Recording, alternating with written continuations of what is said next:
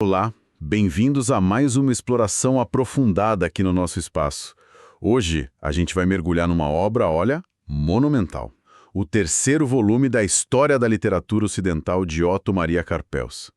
Uma obra fundamental, né? Totalmente. E para quem talvez não conheça tão a fundo, o Carpels foi uma figura, nossa, ímpar.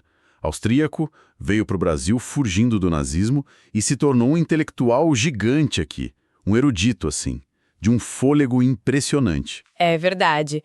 O Antônio Cândido dizia que ele lia e aprendia muito mais que os outros, né? Um conhecimento que é da matemática, música, filosofia. Exato. E ele chegou aqui e, mergulhou de cabeça na nossa cultura e na literatura mundial. O Álvaro Lins falou do estilo dele como muito especial, muito direto, muito denso. E é essa densidade que a gente quer desvendar um pouco hoje. Sim, essa densidade cheia de insight. Isso. Este volume 3 pega um período assim, de pura ebulição. Começa no romantismo, passa pelo realismo, naturalismo e vai até o que o Carpel chamava de literatura atual da época dele. Um período bem tenso. Muito. E a nossa missão hoje é focar no romantismo. Como é que o Carpel via esse movimento tão diverso? Quais as origens, as caras diferentes, os reflexos na sociedade, na política que ele apontou? Basicamente, destrinchar a visão dele sobre o romantismo. Exatamente. Investigar as causas sociais, estéticas que ele identificou e, claro, conhecer alguns dos grandes nomes pelo olhar crítico e comparativo dele. Preparados? Vamos lá. Ok. Então, para começar, logo de cara, o Carpel faz uma ligação direta, né? Romantismo e Revolução Francesa. Exato. Para ele, não surge do nada. O romantismo pega elementos que já, digamos, pairavam no ar. O gosto pela história, um certo misticismo, o sentimentalismo. Que já existiam antes. Isso. E usa tudo isso como uma forma de reagir. Reagir principalmente contra o racionalismo da burguesia que estava subindo e contra o classicismo, que a própria Revolução, de certa forma, tentou até reviver. E a defesa do subjetivismo emocional, então. A paixão contra a razão fria. Perfeito. E um ponto que o Carpo martela, e que é chave para entender a análise dele, é que não existe um romantismo, no singular. Ele insiste nos romantismos no plural. Ah, interessante. Por quê? Porque a emoção, né, por definição, ela escapa de caixinhas racionais, universais. Ela se manifesta de jeitos muito diferentes, em cada lugar, muitas vezes ligada à formação das identidades nacionais. Entendi. E ele via o movimento como algo, assim, intrinsecamente político, mesmo quando os autores se diziam apolíticos. Era uma literatura política moldada pela Revolução de 1789, depois pela queda de Napoleão, pela Revolução de 1830 e para o Carpel, terminando ali com as revoluções de 1848. Faz sentido. A emoção gerando pluralidade e sendo política. E ele começa essa viagem pela Alemanha, né? Falando de um autor que, nossa, hoje quase ninguém lê.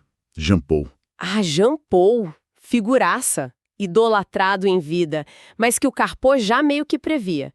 Vai ser difícil reler esse cara. E por quê? O que tinha na escrita dele? Olha, Carpel descreve os romances dele como uma experiência intensa. Longos, sabe? Enredos super complicados, um sentimentalismo que hoje soa muito exagerado e um humor, assim, bizarro, muito particular. Influências do gótico, de Sterne. Isso, ele aponta essas influências. E, apesar de achar a leitura difícil para os tempos modernos, o Carpel lamenta um pouco. Ele via ali belezas escondidas, genialidade, e o considerava o maior colorista da prosa alemã. Puxa, mesmo prevendo o esquecimento. Exato. Mostra como ele reconhecia valor mesmo onde via dificuldade. E logo depois de Jean Paul, ele faz um contraste, né? Com os românticos mais famosos da Alemanha, tipo Friedrich Schlegel. O que diferenciava esse grupo? Ah, sim. O grupo de Schlegel, Tieck, Wackenholder, Novalis, eles eram mais estetas, sabe? Muito influenciados pela filosofia idealista, principalmente Fichte. Aquela ideia do eu soberano. Lembro. O eu como centro criador. Isso.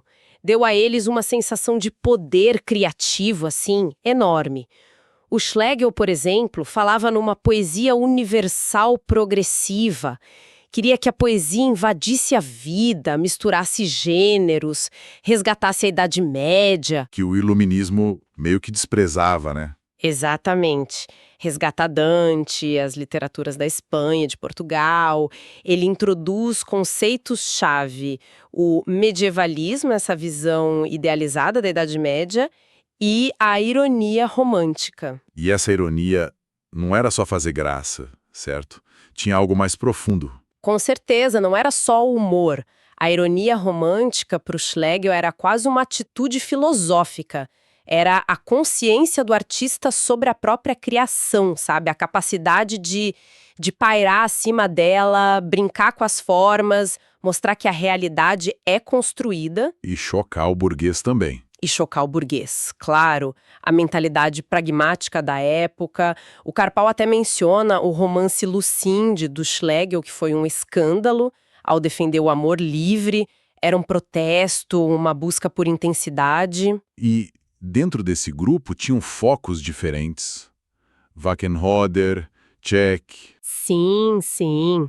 Wackenroder era um entusiasta quase juvenil, encontrou na arte e na religiosidade católica medieval uma beleza assim pura, quase ingênua. Imaginava a vida de um monge pintor. Exato.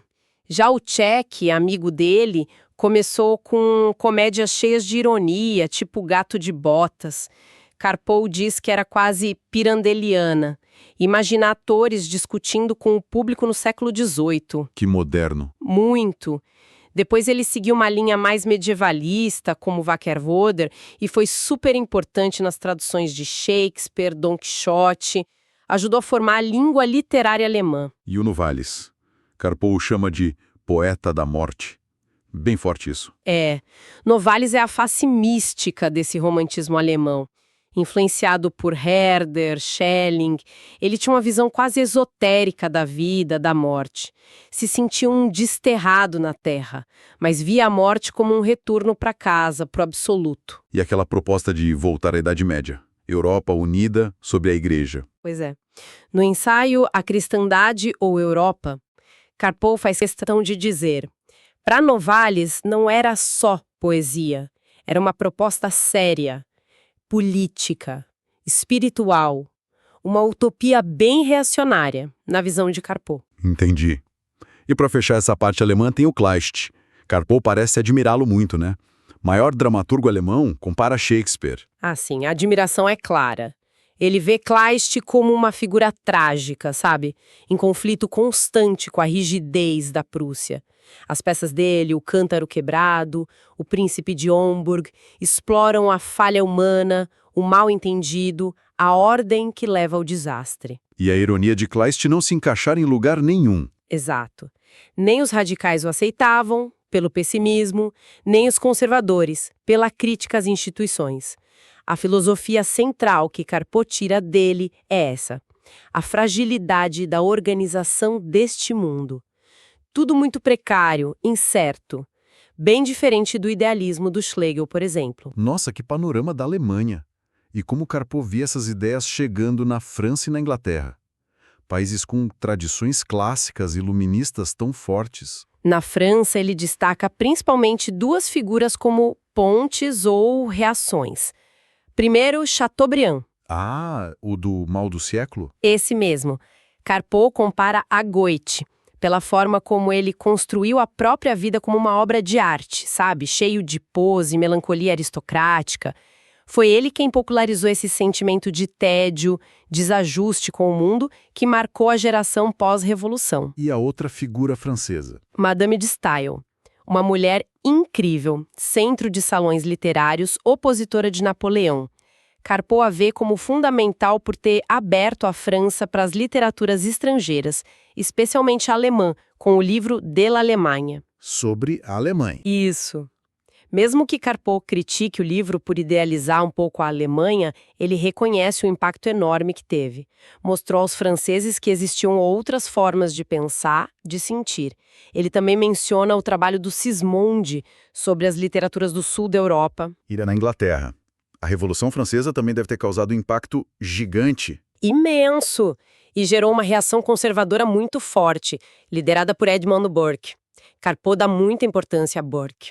Ele via essa defesa das tradições, da evolução gradual contra rupturas, como influência direta em românticos ingleses como Wordsworth e Walter Scott. E nesse clima surgem Wordsworth e Coleridge. Os dois gigantes da primeira geração romântica inglesa. Exato. Wordsworth. Karpov menciona as opiniões bem divididas sobre ele, né? Sim, ele cita quem o achava gênio e quem o achava alimento para burros. Karpov reconhece a beleza dos poemas sobre a natureza, aquela capacidade de achar o sublime no cotidiano. Lembra daquela fórmula famosa? Poesia é emoção recolhida na tranquilidade. Recollected in tranquility.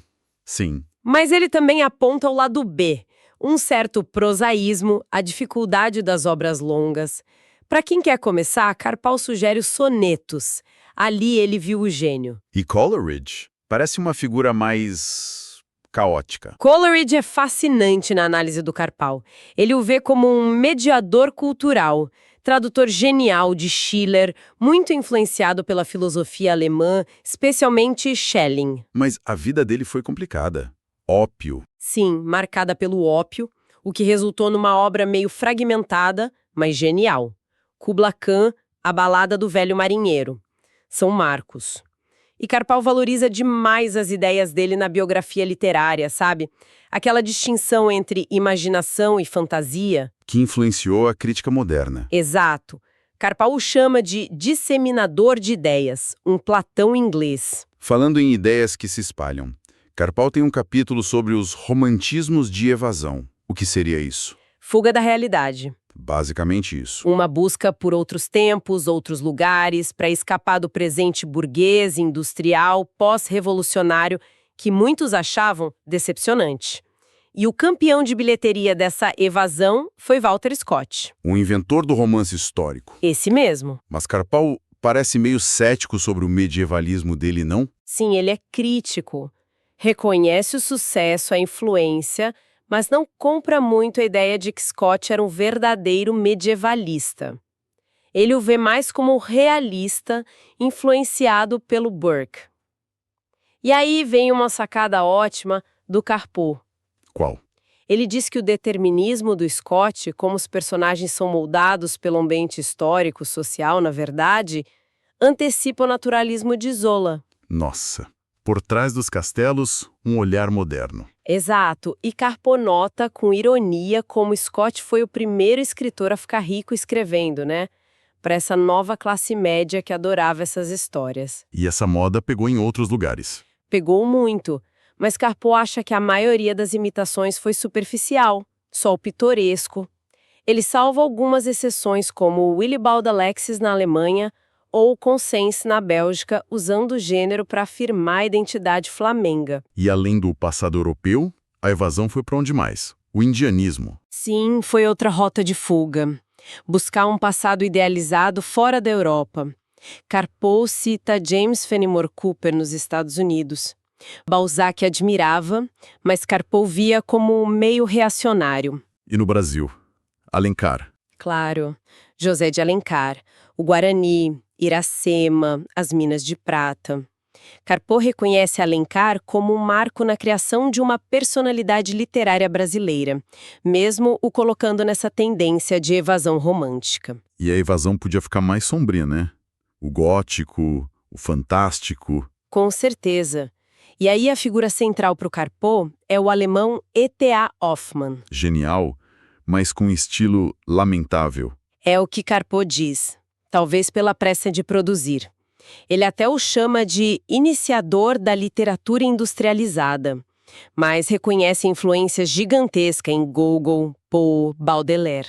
E o que era único nele? Essa capacidade de transformar a Berlim mais prosaico num cenário de pesadelo, espectros, autômatos, duplos. Ele misturava um naturalismo quase fotográfico com horror sobrenatural. Contos como O Homem da Areia, sabe? Sim, assustador. E essa veia sombria continua em outros. Sim, ele traça uma linha que passa por Nerval na França com seus poemas herméticos, a mistura de sonho e loucura, Becker na Espanha com as rimas e legendas góticas, de Kinsey na Inglaterra com as confissões e o do assassinato como uma das belas artes, e claro, Edgar Allan Poe. Poe, mestre do terror, do conto policial, mas Carpo o chama de charlatão de gênio. Que provocação! É uma das opiniões mais polêmicas dele. Reconhece o gênio, a maestria, a teoria, mas charlatão. Talvez ele visse ali uma crítica à mistura de lucidez teórica com uma vida e obras cheias de automitificação, sensacionalismo calculado. É algo para a gente pensar sobre Poe. Com certeza. Bom, saindo desse clima gótico e indo para algo bem diferente, Carpeu nos apresenta o Biedermeier, um conceito talvez menos conhecido. O que é isso? O Biedermeier é quase o oposto do romantismo exaltado ou sombrio. É o estilo de vida, a arte, a literatura da pequena burguesia, principalmente na Alemanha e Áustria, ali no período da Restauração, entre Napoleão e 1848. E o que caracteriza? Calma, vida doméstica. Exato. Busca pela calma, pelo idílio doméstico, vida simples, apolítica, valoriza o lar, a família, música de câmara, natureza serena, um certo conformismo, uma melancolia resignada. A arte dos bons velhos tempos, um refúgio contra as turbulências. E quem são os representantes típicos disso? Na Alemanha, o poeta Moricki. Na Áustria, o romancista Stiffer, com o Nach Sommer, celebrando a educação lenta, a lei suave. E o dramaturgo Grillparzer, refletindo sobre história austríaca. Até o teatro popular vienense entra nisso para Carpal. E o mais curioso é que ele expande isso para fora da Alemanha e Áustria. Sim, é a capacidade dele de fazer conexões inesperadas. Ele vê ecos do Biedermeier, essa busca pelo pequeno, cotidiano, idílico, às vezes com melancolia ou sátira em lugares muito diferentes. Como onde? Nos ensaios de Charles Lamb na Inglaterra, na Itália, nos sonetos do Belli, que fizeram um retrato satírico da Roma papal, e até no Brasil, Manuel Antônio de Almeida, Memórias de um Sargento de Milícias. Aquele olhar despretensioso, bem-humorado sobre os tipos populares do Rio. Que interessante essa conexão. Carpal via ali uma afinidade com essa sensibilidade que valorizava o local, o costumeiro, o anti-heróico. Mas esse mundo Biedermeier, tão calmo na superfície, tinha suas tensões, suas rachaduras. Carpio mostra isso. Mostra, e de forma bem forte. Ele revela que sobre essa superfície conformista havia angústia, crítica, desespero. Por exemplo, o espanhol Larra, com seus artigos cheios de humor amargo e crítica social feroz, que acabava em desespero romântico. E o Andersen? Contos de fadas com crítica social. Exato, os contos que parecem infantis, para Carpel escondem uma melancolia profunda, uma crítica sutil. A visão de alguém que se sentiu um patinho feio naquela sociedade. E ele ainda menciona figuras mais explosivas. Kierkegaard, Gogol. Sim, eles são o reverso radical do Biedermeier. Kierkegaard, o filósofo dinamarquês, é um ataque frontal à complacência da igreja, da filosofia de Hegel. Ele traz a angústia, a subjetividade, a escolha individual, a fé como salto no absurdo, o existencialismo nascendo ali. E Gogol na Rússia. Gogol usa o humor grotesco, quase surreal, em Almas Mortas, o Inspetor Geral, para expor a podridão moral, a mediocridade da Rússia provincial, a caricatura implacável por baixo da fachada, embora, como Carpal nota, o próprio Gogol tenha se assustado com isso e recuado no fim da vida. Uau! Que percurso, hein? A análise do Carpal realmente desmonta qualquer ideia de um romantismo único, de um bloco só. Totalmente. Fica claro que foi um caldeirão de respostas muito diferentes, às vezes opostas, né? As mudanças da Revolução Francesa, da modernidade, vimos a exaltação do indivíduo, A fuga para o passado, para o exótico, a ironia, o gótico, a calma do Biedermeier e até a angústia existencial. É impressionante. Ler Karpal exige fôlego, né? É denso, como disse o Álvaro Lins, mas a recompensa é enorme. Essa capacidade dele de conectar autores, cruzar literaturas, relacionar estética com política, filosofia, sociedade, oferece um panorama muito rico. Ele não simplifica. De jeito nenhum. Mostra as tensões, as continuidades, as rupturas, as influências, o que era específico de cada lugar. E para a gente continuar pensando um pouco, um fio condutor que aparece muito na análise do Carpeu sobre o romantismo é essa tensão, né, entre o sentimento nacional, a tradição de um povo, influência de Herder, e as estruturas racionais, às vezes opressoras, do Estado moderno que ecoa Burke. Sim, essa tensão é central. Ela está no romance histórico, na poesia patriótica, no conflito do artista com a sociedade. A pergunta que fica talvez é: será que olhar para como essa dinâmica apareceu na literatura do passado, com a ajuda do Carpeu, pode dar alguma chave para entender conflitos parecidos que a gente vive hoje? Sobre identidade cultural, nacionalismo, globalização, o papel do Estado. Uma ótima reflexão para levar daqui. Fica aí a provocação. Olha, muito obrigado pela companhia nessa exploração de hoje. Eu que agradeço. Sempre bom revisitar Karpov. Verdade. Até a próxima.